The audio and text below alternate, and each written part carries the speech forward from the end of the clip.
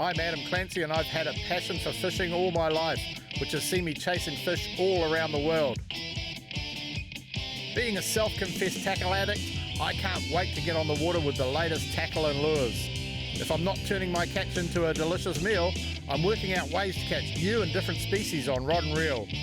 Darren Shields is our freediving expert. Darren is a true hunter who lives for the adventure and thrill of the chase. Some say Darren has gills and scales as he descends into the depths on a single breath.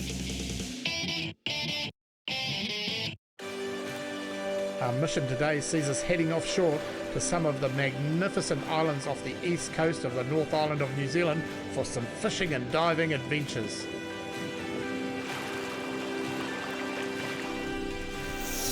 There's a hit. Darren's snorkeling around Mare Island and has some amazing encounters with some really interesting creatures. And today we're going to have a good look at fish rather than shoot fish.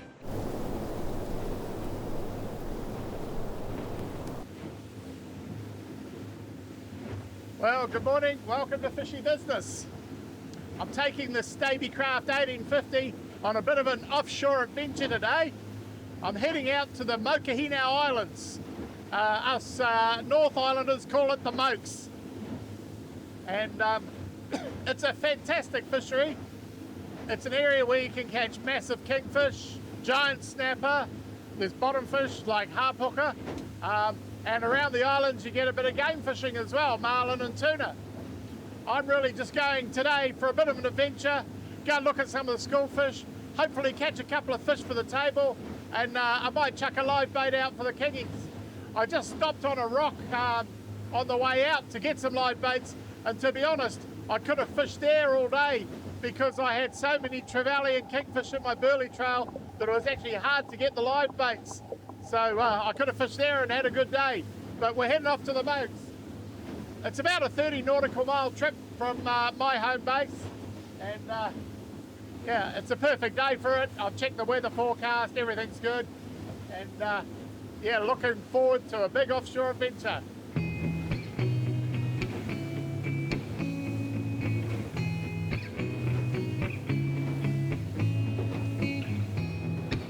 Some days when you do an offshore trip like this, you don't always get to your destination because you'll be heading off and you come across a big workup. I just passed a whole heap of birds going nuts before, but I thought, nah, I'm here to go to the Mokes today, so that's what I'm going to do. I probably could have caught more than enough fish where I was, so that's 2 lots of fish I've driven away from, so I hope it's worthwhile.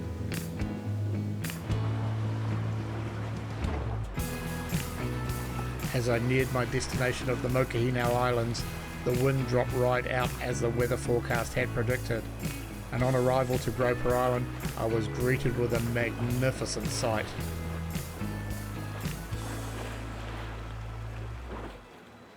So this is exactly why you come to a place like the Mokahinau's. There's just a massive school of kahawai on the surface here. They're krilling. So the currents hit this island, push up the krill. The kahawai, look, they're just as far as the eye can see. And underneath those will be predators. These magnificent schools of fish contained mainly kahawai, trevally and kohuru, but there were a few other plankton eaters mixed in with them. You think catching fish here would be like shooting fish in a barrel, but sometimes you have to use very small lures because the fish are solely focused on plankton. Well, I thought I'd hook one of those kahawai out of the school. I think I have, it's just hard fighting. I'm just flicking a little jig in there and it just hasn't stopped running. This is just a kahawai. I have not put an inch of line back on the reel yet. Oh, finally slowed him down. This is just one of the ones that was krilling on the surface. He would have taken a good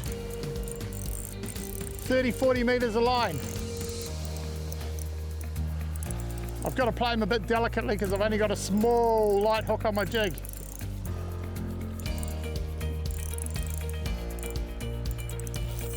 Man, this must be a big kahawai. But this can serve 2 purposes. A, it could be a mega big live bait, or B, it's probably suitable for the smoker. So what I'll do is I'll chuck them in my tuna tubes, if I land them that is. I'm using a little Tournament Concept X rod, a little 4-piece one, a little light tackle one. It's one I sort of keep in my car, but it's really good for bait fishing and stuff like that. I've got 6-pound Black Magic Hyperglide on it, so it is certainly light tackle. Starting to get the balance of this fish. The whole school's coming back towards me. Hopefully he doesn't go swimming amongst it. Oh, here they all come. Can you see them? You can see them all swimming under the boat. And here, and it is just a kahawai. It is a big one.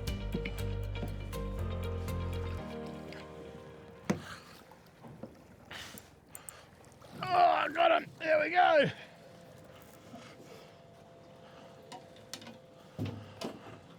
Well, that was a fight and a half from a kahawai, and the hook's just fallen out.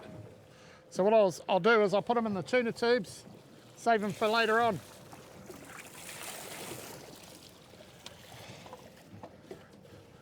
Fish number 1 at the Mokes.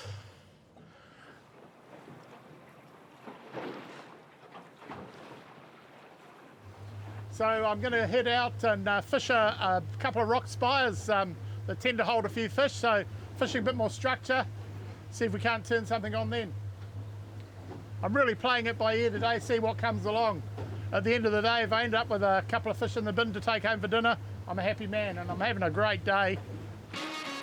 Coming up, my day goes from good to excellent when I put one of my favourite fishing techniques to good use to target some of the big predators at the Mokohino Islands.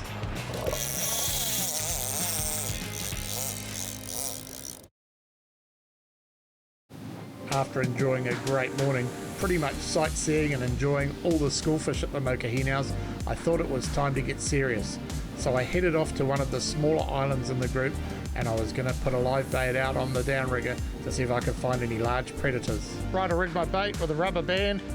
Got a Black Magic GZ 10-burrow hook there, using quite a grunty hook because you can hook all sorts of things, not just kingies here. There's been more than one marlin hooked in this area. The Scotty downrigger is a system where you use a large heavy weight with a release clip to take live baits down to a controlled depth. This way of fishing can put your live bait exactly where the predators are. There's just so much structure out of the Mokes. It's really undulating, lots of reef, lots of fish. It's an exciting place to come for a fish. My goal was to fish around the schools of baitfish while staying close to structure. I had my downrigger set to 15 metres and I was fishing between 20 and 25 metres, and all the time going through the schools and schools of baitfish. I was sitting there just waiting for it to happen.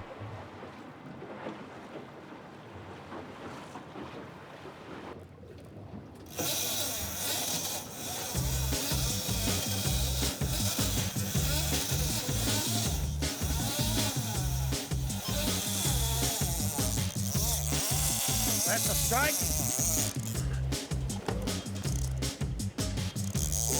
Oh, yeah. I have to say I made several mistakes while hooking this fish. The first one was to have so many rods left in the rod holder when I was fishing for big fish. I should have put them up in the rocket launcher to start with.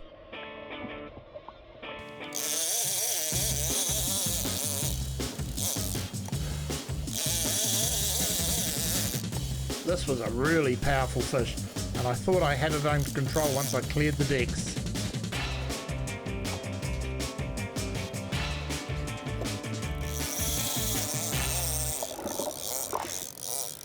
Hooked us up. Ah! I was saying to myself, Adam, you let that fish get away by all that fluffing around. You didn't concentrate on fighting it, and you gave it a chance to get slack line. And that's probably why the hook fell out. Damn.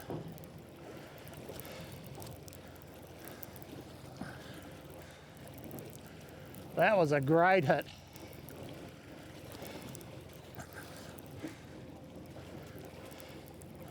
Might have got me on the reef. No. Pulled the hook. Damn.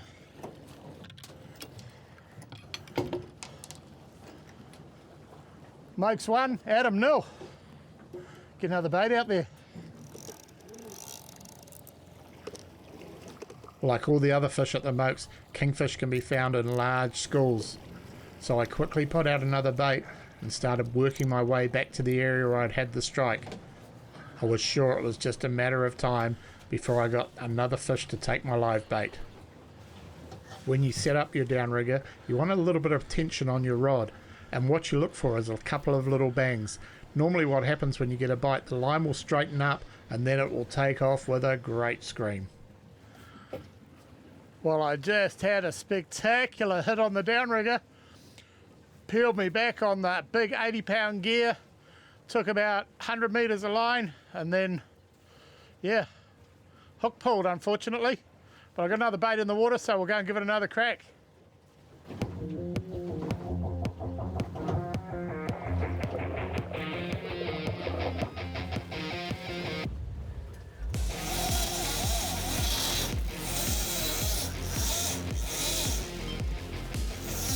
There's a hit. That's solid.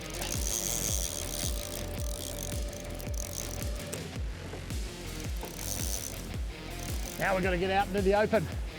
I was much better organised for this fish, as you can see how much more smoothly the whole operation went.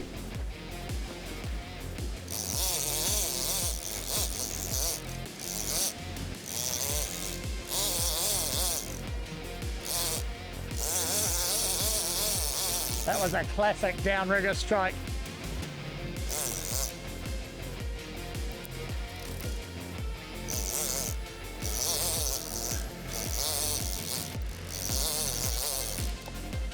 Keep the weight on him, keep him coming. It's coming the right way. 80-pound gear, I can horse him pretty hard.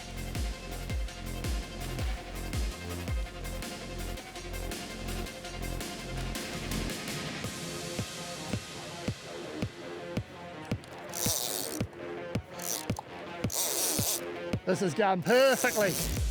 I had the Davy craft heading away from the reef into deeper water, which doesn't take long at the Mokes. Within 400 or 500 metres you can be in 90 metres of water. This is just dream fishing.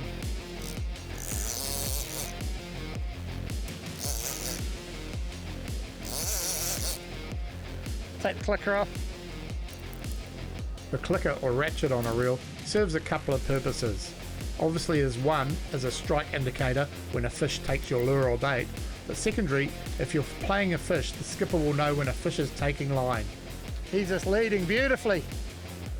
The heavy tackle quickly got the measure of this fish that had nowhere near the power of the first fish I hooked. Now there's a couple of reasons that you want to get them away from the rocks when you're at a place like the Mokes, because they do have a shark problem out here.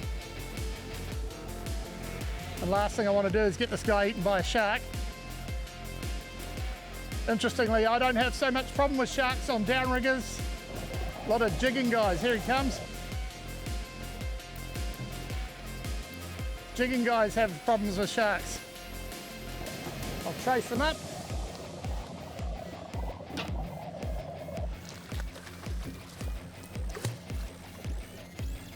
Still got the bait in him. Hooked perfectly in the corner of the jaw there.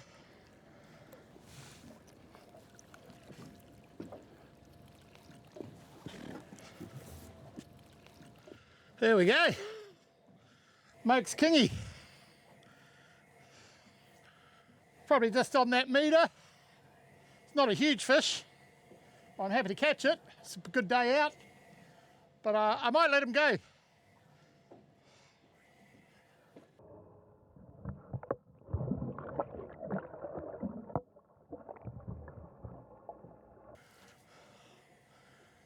Mokes is on fire.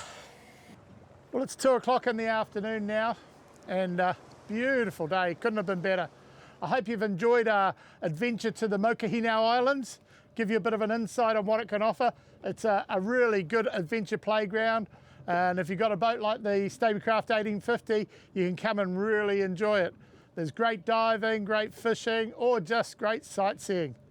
So yeah, get the right weather, come out to the Mokes. You will marvel at the amazing array of species that can be found close to shore when diving around Mere Island. And today we're going to have a good look at fish rather than shoot fish. Today I'm at Mere Island, and it's quite a unique spot here. It catches the blue water current. You see all sorts of different fish here sometimes, so I'm going to go for a swim and see how many I can see. And today we're going to have a good look at fish rather than shoot fish. Spending time studying fish can upskill you as a spearfisherman. First up, I find these grey knife fish. They're a plankton feeder which are normally only found on the offshore islands. They don't get much bigger than 30 centimetres. Their forked tail makes them a fast swimmer. Bluefish often get confused for an oversized blue mau or a nice coloured silver drummer. Green wrasse are identified by the light green dorsal and anal spines. They feed on small molluscs and crustaceans. Generally, you see one bigger fish like this with a small juvenile close by. They seem to be territorial and will let you get quite close if you show little interest in them. While scanning, I spotted a regular species with a special camo going on. Leather jackets, as we know them, are very common, but this guy's lit up for some reason. It could be to warn others off, or it's due to its surroundings. It's soon to be outdone though by a Sandaga's wrasse.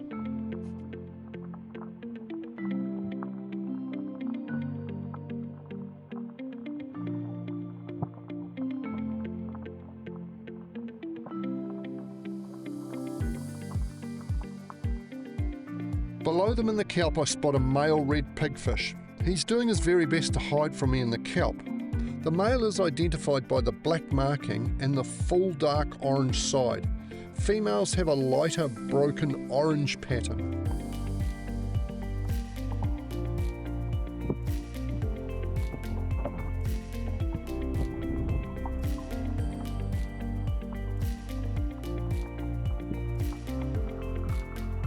Upwellings push plankton to the surface where things like these trevally will feed.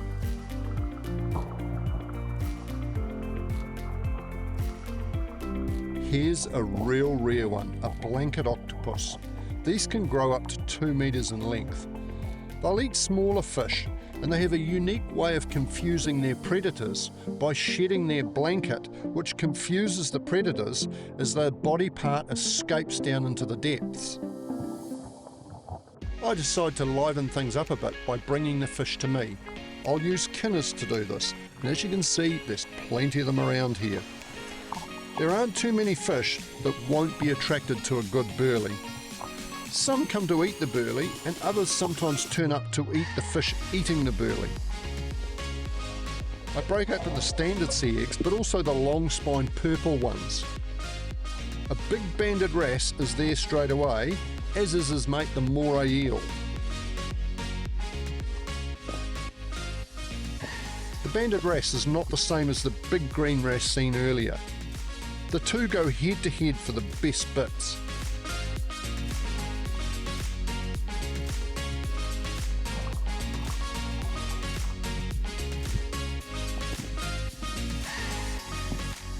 It doesn't take much for the burley to get covered in lots of different species. The blue ones with the yellow bellies are juvenile blue mau. There's also Sandaga's wrasse, leather jackets. The little mottily coloured guy is a kelpfish. There's also angelfish. Some people are scared of moray eels.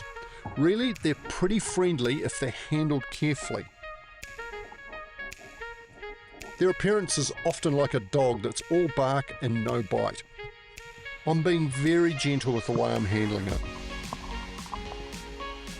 This is a female Sandaga's wrasse. There are so many mouths to feed, I've got to keep breaking the sea eggs up. I love doing things like this, I find it really interesting.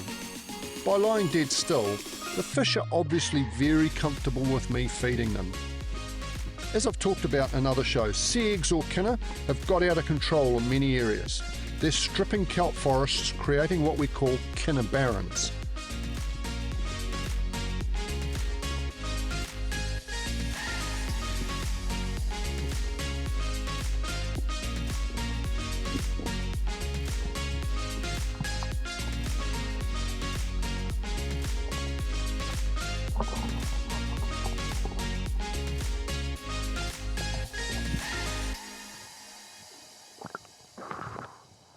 That's pretty cool interaction with those morays.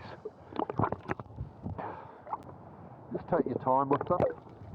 They soon work out that you're not going to hurt them. Just treat them gently, give them plenty to eat, and they leave you, they don't bite you. But it's pretty neat. There's a heap of morays there. All these different species of fish everywhere. Foam fish, blue fish, there's all sorts. Cool spot. Something else special about Mare Island is the obsidian or the black glass. These angelfish are such a beautiful fish. Don't shoot them.